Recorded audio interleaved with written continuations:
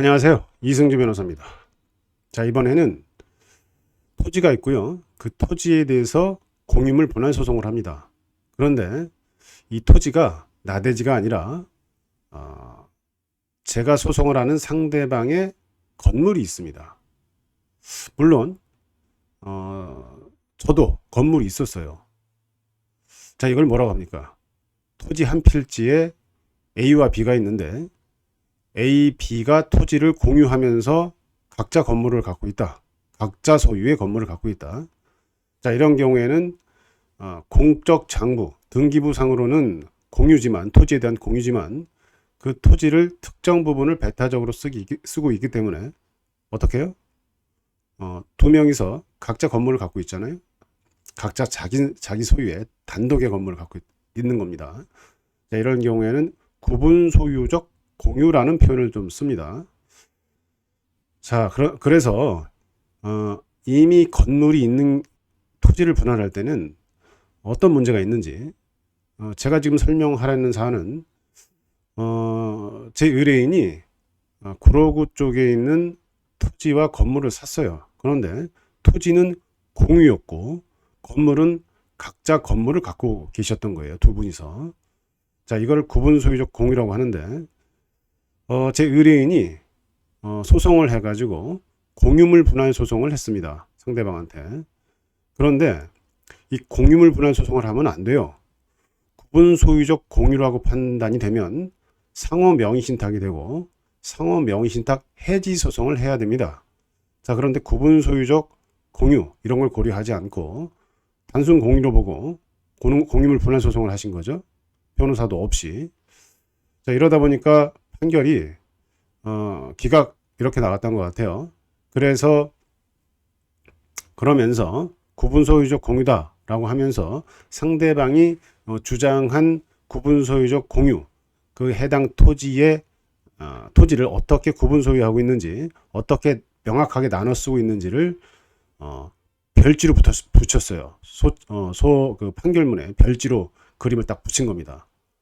그러다 보니까 이걸 가지고 일단 구분 소유적 공유라고 하니까 이 별지를 가지고 제 의뢰인이 뭐 승소 여부, 패소 이걸 불문하고 이제 그 상대방과 협의를 해서 분할을 하려고 가 보니까 어딜 가요? 구청을 갔겠죠. 동사무소, 구청 이런 데 갔는데 문제는 자, 이런 식으로 분필을 안 해준다는 거죠. 왜? 저희 의뢰인은 토지와 건물을 샀는데 사자마자 건물을 멸실시켰습니다. 오래돼가지고 부셔버렸어요. 거기서 이제 신축 건물을 세우려고 하는 거고 상대방은 건물이 남아있는 거고요. 자, 이런 상황에서 일단 건물이 하나 존재하기 때문에 이런 경우에 분필을 하려면 나대지에 건물을 신축하는 거와 마찬가지로 건물 신축과 관련된 요건들이 충족돼야 된다는 게 구청 입장이었던 거예요. 그러다 보니까 우리가 건물 신축할 때는 어떻습니까? 최소한 도로 전면 요건이 있죠. 그 대지가 도로에 최소한 2m 이상 접해야 됩니다. 그런데 그 종전 판결에서 그 별지에 붙어 있던 그 분할 도면대로만 하면 1.7, 1.7 이렇게 돼요. 그러니까 쪼개버리면 2m가 안 되는 겁니다. 두 분 다. 두 분이 공유를 했는데 기존에 건물이 살아있는데 하나가 남아있는데 쪼개버리면 1.7밖에 안 돼서 문제가 되죠. 자, 이런 문제 저런 문제 때문에 분쟁이 또 격화돼 가지고 저한테 오신 겁니다. 그래서 제가 다시 소송을 할 수밖에 없었어요. 자, 그런데 이게 이제 기판력 문제도 있고 상당히 복잡한 측면이 있습니다. 진소송에서 다시 소송을 한다는 게 쉬운 게 아닙니다. 그래서 이런저런 이유들을 대면서 저희가 이제 소송을 했고 결국은 조정으로 마무리된 건데 조정 과정에서 상당히 어려움을 겪었습니다. 당연히 저희가 하는 소송이 정상적인 소송은 아니니까 상대방이 요구하는 게 많죠. 그래서 그렇지만 또 감정이 격화되다 보니까 그걸 받아줄 수는 없는 거고 그래서 저도 예외적인 판례들을 많이 들이밀었고 결국은 쌍방이 적절하게 동의를 해서 문제가 해결됐습니다. 자, 그러면은 쪼갰을 때 어쨌든 쪼개야 되는데요. 도로 전면이 가장 넓은 부분이 도로와 붙어 있는 가장 넓은 부분이 3.4밖에 안 됩니다. 자, 이 문제는 어떻게 해결했느냐? 상대방한테 2m를 줬습니다. 그냥. 그리고 저희는 1.4m를 갖고 그 대신 상호 통행지역권을 설정하는 걸로 합의했습니다. 자, 통행지역권을 설정하다 보면 건축법 44조인가요? 통행에 지장이 없다고 보는 경우에는 건축이 가능합니다. 그래서 그 문제는 그렇게 해결을 했고, 또 건물이 존재하는 토지를 분할할 때는 어떤 또 문제가 있냐면은 분할된 선으로부터 대지 안에 공지라는 건축법상 요건이 있는데 얼마를 떼어야 된다. 자, 이런 게 존재합니다. 그것도 저희가 확인해 가지고 분필을 한 거고, 그러니까 종전의 그 별지, 종전 소송에 붙어 있던 그 별지는 완전 쓸모가 없던 거죠. 상대방이 그냥 그려낸 거를 그냥 판사님이 아무 생각 없이 갖다 붙이신 거예요. 그런데 그게 우리한테는 엄청난 영향을 주는 거죠. 그걸 들고 분필을 하려니 안 되는 거죠. 행정처에서는 받아들일 수가 없는 겁니다. 그 다음에 여기가 준공업지역이었는데 구로구 같은 경우에 200제곱미터 이상이어야지 분필이 됩니다. 다행히 저희 같은 경우에는 각자 200제곱미터 이상이었던 거죠. 저희 같은 경우는 문제는 안 됐지만 또 어떤 게 문제가 될까요? 용적률이나 건폐율도 볼 수밖에 없습니다. 자, 여기서 저희가 알아야 될 것은 공유물 분할 소송을 단순하게 생각하면 안 된다는 겁니다. 나대지 같은 경우에는 이런 문제가 없겠지만 공유물 분할 소송에 들어가는 토지 위에 건물이 있다면은 여러 가지 복잡한 문제가 생긴다.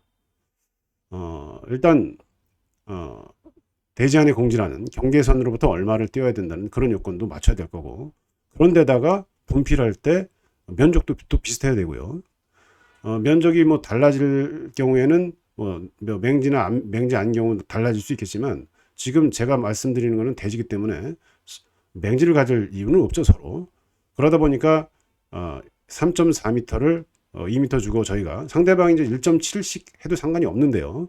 그걸 계속 거부하셔가지고 저희가 2m 주고 1.4m 갖고, 다만 쌍방 통행 지역권을 설정해서 최근에 분필까지 완전히 마치셨어요.